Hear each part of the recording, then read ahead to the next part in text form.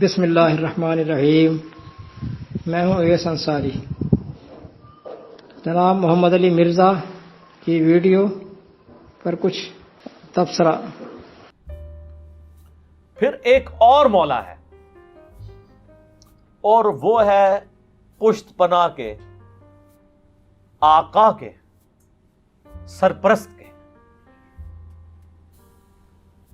یہ والا جو معنی ہے نا، یہ سب سے پہلے جس پہ فٹ ہوتا ہے نا، وہ ہمارے امام اعظم محمد رسول اللہ صلی اللہ علیہ وآلہ وسلم۔ قرآن میں ہے سورہ الاحزاب کی آیت نمبر 6 میں، النبی اولا بالمؤمنین من انفسہم وازواجہ امہاتہم۔ نبی علیہ السلام اولا ہیں، مومنین کی جانوں پر ان سے بڑھ کر حق رکھتے ہیں، مومنین کے سرپرست ہیں، اور نبی کی بیویاں امت کی مائیں ہیں۔ تو سرپرستی کے معنوں میں، آقا کے معنوں میں مولا نبی صلی اللہ علیہ وآلہ وسلم پہلے نمبر پہ۔ حتیٰ کہ بخاری اور مسلم میں حدیث ہے کہ ایک مقروض کا جنازہ لایا گیا تو نبی علیہ السلام فرمایا کہ میں مقروض کا جنازہ نہیں پڑھوں گا، تم پڑھ لو۔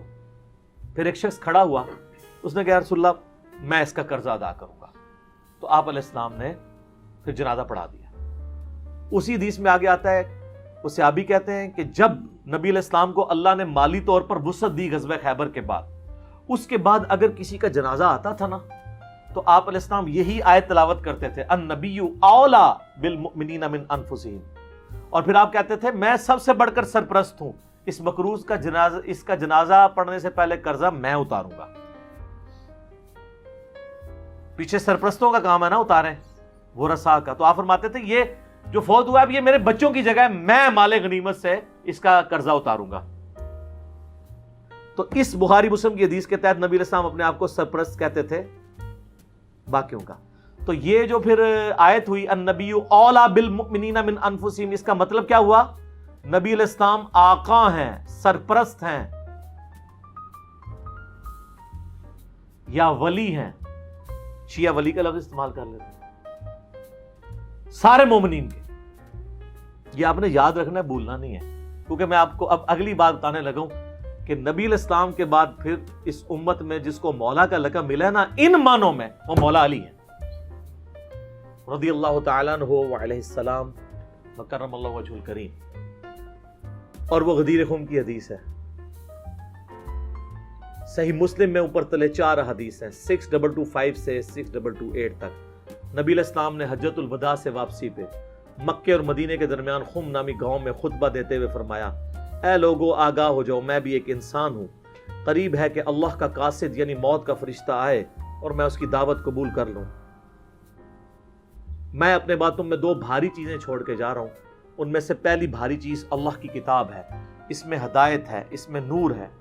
اللہ کی کتاب اللہ کی رسی ہے، تم اسے پکڑو، اپنا تعلق اس کے ساتھ مضبوط کرو، جو اسے پکڑے گا وہ ہدایت پہ ہوگا، جو چھوڑ دے گا گمراہ ہو جائے گا۔ اور دوسری بھاری چیز میرے اہل بیت ہیں، میں اپنے اہل بیت کے معاملے میں تمہیں اللہ کا خوف دلاتا ہوں، میں اپنے اہل بیت کے معاملے میں تمہیں اللہ کا خوف دلاتا ہوں، میں اپنے اہل بیت کے معاملے میں تمہیں اللہ کا خوف دلاتا ہوں۔ 3 دفعہ نبی علیہ السلام نے فرمایا۔ اس لیے آپ صحیح مسلم میں حدیث 6225 سے 8 تک 4 حدیث کے اوپر باب پتہ کیا ہے؟ فضائل مولا علی۔ حالانکہ اس میں مولا علی کا کہیں نام ہی نہیں ہے۔ وہ اس لیے کہ مسلم شریف جب جن لوگوں نے اس کے اوپر تبویب کی، باب باندھے، امام نبوی کو پتا تھا یہ کس موقع پہ آپ علیہ السلام نے فرمایا ہے، وہاں کون تھا، وہ آپ کو ڈیٹیل حدیث پھر ملے گی جامعہ ترمذی میں، اس کا ایک حصہ ڈیٹیل پوری ملے گی سنن نسائی الکبریٰ کے اندر، المستدرک للحاکم کے اندر، مسند امام احمد میں، اور مشکات میں بھی آپ کو 3 جلد میں ملے گا کہ نبی علیہ السلام نے اس موقع پہ جب یہ فرمایا نا، تو آپ علیہ السلام نے مولا علی کو بلا کے اپنے ساتھ کھڑا کر کے اپنا ہاتھ ان کے ہاتھ کے اوپر رکھ کے یوں صحابہ میں بلند کر کے کہا، من کنت مولا فہذا علی مولا۔ اور اس سے پہلے آپ علیہ السلام نے سورہ احزاب کی آیت نمبر 6 تلاوت کی، النبی اولا بالمؤمنین من انفسہم، نبی سرپرست ہیں، حق رکھتے ہیں جانوں سے بھی بڑھ کے امتیوں کے اوپر۔ کیوں؟ امتیوں کا کام ہے کہ نبی کو بچانے کے لیے اپنی جان دے دے، اتنا حق ہے، اپنے ماں باپ اولاد سب سے بڑھ کے عزیز سمجھنا ہے، جو بخاری مسلم میں حدیث ہے، سب سے زیادہ حق رکھتے ہیں۔ یہ آیت آپ نے تلاوت کر کے کہا کہ میرے صحابہ کیا تم میرا حق ولایت یا حق سرپرستی اپنے اوپر تسلیم کرتے ہو؟ سب نے کہا بلا یا رسول اللہ۔ کیوں؟ تو آپ مجھے بتائیں، آپ تمہید تو یہ بنا رہے ہیں حق ولایت والا، سرپرستی والا، تو طارق جمیل صاحب نے جب مولا کا ترجمہ یہ کر دیا تو سارے پنجے جھاڑ کے ان کے پیچھے پڑ گئے۔ کہتے ہیں اپنی طرف سے کہاں ہے؟ نبی علیہ السلام کہہ رہے ہیں النبی اولا بالمؤمنین من انفسہم، نبی علیہ السلام اس کا ترجمہ کر رہے ہیں کہ میں سرپرست ہوں سارے مومنین کا۔ تو آپ نے جب یہ آیت تلاوت کی سب نے کہا بلا یا رسول اللہ، کوئی شک نہیں۔ تو آپ نے پھر فرمایا من کنتو مولا ہو، پھر جس کا سرپرست اور آقا اور مولا میں ہوں، فعلی مولا ہوں، پھر علی بھی اس کا مولا ہے۔ اور پھر آپ نے اسی حالت میں کہا اے اللہ اس سے محبت رکھ جو علی سے محبت رکھے، اور اس سے دشمنی رکھ جو علی سے دشمنی رکھے۔ اور سر اس سے بڑھ کے تو مسلم کی حدیث ہے 240، علی سے محبت نہیں رکھے گا مگر مؤمن، علی سے بغض نہیں رکھے گا مگر منافق۔ پھر جو فضائل صحابہ احمد بن حنبل کی کتاب میں جو 2 حدیثیں ہیں مولا علی سے موقوفاً، کہ انہوں نے فرمایا کہ میری وجہ سے 2 فرقے گمراہ ہو جائیں گے اور 2 فرقے دوزخ میں چلے جائیں گے، ایک میری محبت میں غلوب کر کے اور ایک میری دشمنی میں۔ من کنت مولاہ فہذا علی مولاہ۔ سوال یہ ہے کہ اللہ نے نبی کے نبی ہونے کی بنا پر یہ اعزاز بخشا تھا صرف نبی کو کہ النبی اولا بالمؤمنین من انفسہم، کہ نبی تمام مومنین کی جانوں سے بھی زیادہ اولا ہیں ان کے نزدیک، اور اسی ٹیکسٹ میں ان کی بیویوں کو مومنین کی مائیں بھی قرار دیا۔ نبی کی پوسٹ ایک منفرد پوسٹ تھی، اسی وجہ سے ان کی بیویاں امت کی مائیں بنی۔ یہ پوسٹ اللہ نے ان کی ذات پر ختم کر دی، لیکن زرتشتی اماموں نے جھوٹ گھڑ کر اسے نبی ہی کی زبان سے آگے فارورڈ کرا دیا۔ نے کیسا کام کیا؟ خود تو کوئی بھی نہیں کر سکتا نا، ان کی زبان سے کروانا پڑے گا، زبان سے آگے فارورڈ کرا دیا۔ اور علماء کیا کرتے ہیں؟ نبی نے فرمایا ہے، بھئی نبی نے فرمایا ہے، ہم کیا کر سکتے ہیں؟ ان کا فرمان کیسے غلط ہو سکتا ہے؟ نبی نے کہاں فرمایا ہے؟ زرتشتی امام نے فرمایا ہے، منسوب کیا اس کی طرف قالا قالا قالا کر کے۔ اللہ نے تو یہ اعزاز نبی سے آگے کسی کو نہیں دیا تھا، آپ نے ہاتھ پہ ہاتھ دھر کر یہ اعزاز منتقل کرا دیا کسی علی کو جس کا نام تک نہیں ہے قرآن میں۔ گویا کہ کوئی علی جس کو قرآن جانتا تک نہیں درجے پہ آ گئے نبی کے۔ یہ سازش کی ابتدا کہ اللہ کے خارج دین میں رجال کی انٹری۔ مرزا جی بتائیں کہ ڈالنے والے سارے ایرانی اور فارسی ہیں کہ نہیں؟ اللہ کے دین میں لوگوں کی انٹری، رجال کی انٹری ڈالنے والے، آپ بتائیے کہ سارے کے سارے ایرانی اور فارسی ہیں یا نہیں؟ آیت تو قرآن میں موجود ہے 33:6 میں، اس میں تو یہ سٹیٹس کسی علی کو منتقل کرنے کا کوئی ذکر نہیں کیا اللہ تعالیٰ نے کہ اے نبی آپ کہہ دو کہ میں نے تو تجھے مومنین کا اولا بنایا ہے، آگے سے تو علی کو مومنین کا مولا بنا دے۔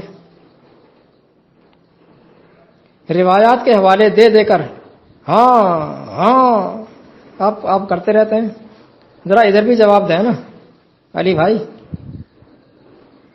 پورے قرآن میں یہ اہتمام کیا ہے اللہ نے کہ کسی شخصی ناموں سے بحث ہی نہیں کی، اس لیے رجال کا دخل رکھا ہی نہیں ہے اس نے اپنے دین میں۔ کہاں رکھا ہے اس میں؟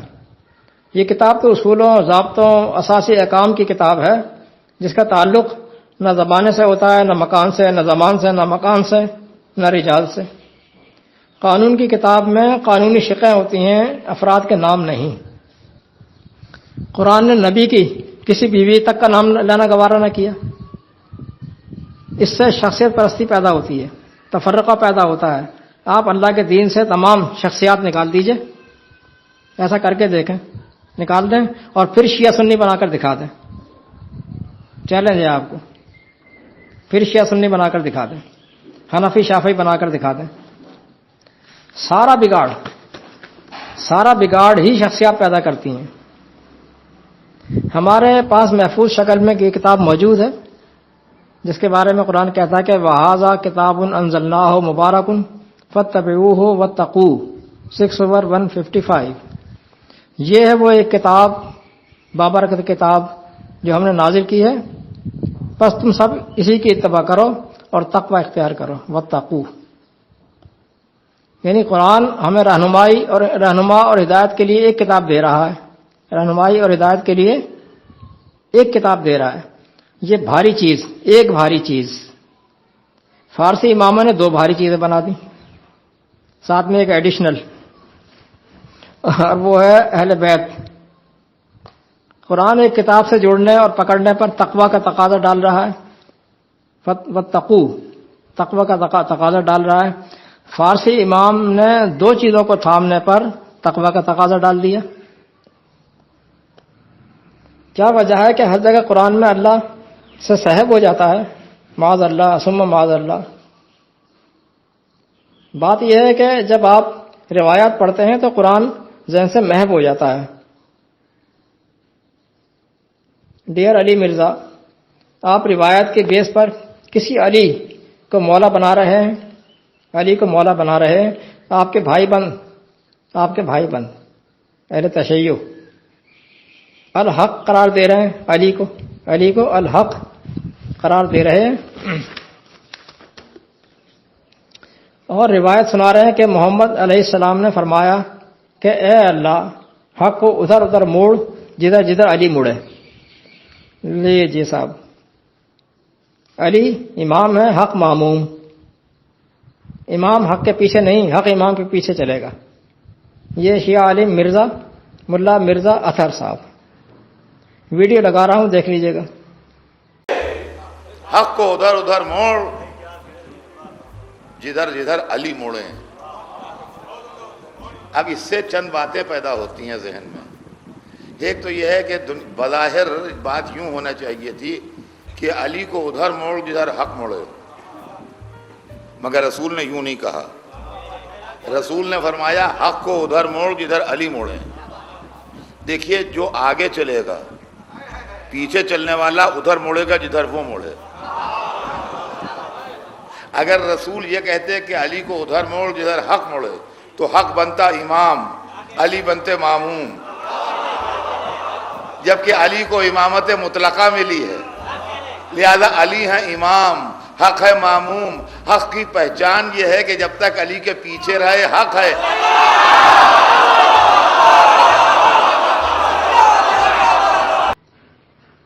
اب آپ رجال کھیلتے رہیں. شیعہ عالم نے تو روایت رکھ دی آپ کے سامنے، کر لو جو کرنا ہے. خوب کھیل کھیلا ہے زرتشتی اماموں نے. قرآن میں نہ کسی ابو بکر، نہ عمر، نہ عثمان، نہ علی، نہ حسنین، نہ فاطمہ، نہ عائشہ، ان میں سے کسی کا بھی دور دور تک کوئی عطا پتہ نہیں، اور نہ اس کی ضرورت ہے. یہ تو دائمی رہنما کتاب ہے، اسلامی دستور کانسٹیٹیوشن کی شکل میں. جو ریاست بھی اسے اپنا دستور مان کر اس کو آئین کا درجہ دے گی، ذیلی احکامات اس کی لیجسلیشن کرے گی، اس کے ذریعے سے بائی لاز بنائے گی، ذیلی احکامات اس کے ذریعے سے بنائے گی، بنا کر حکومت سازی کرے گی، اسلامی حکومت کہلائے گی. یہ سابقہ کسی ریکارڈ کی ضرورت ہی نہیں رکھی ہے اللہ تعالیٰ نے اس سسٹم میں. تاریخ کے طالب علم کے لیے تاریخ کے بہت سے گوشے ہیں اس میں، جسے دین کے نظام کا کوئی واسطہ نہیں. تاریخی معلومات ہیں، سائنسی ٹپس ہیں، طبی ٹپس ہیں، بہت سے علمی شعبے ہیں جو شعبوں کے طور پر اسلامی ریاست ان پر کام کرے گی. اسلامی آئیڈیالوجی سے ان کا کوئی تعلق نہیں. یہ تحقیقاتی چیزیں ہیں. ان تحقیقات سے علمی جوائے پارے نکال کر انسانی مفاد میں کام کیا جاتا رہے گا.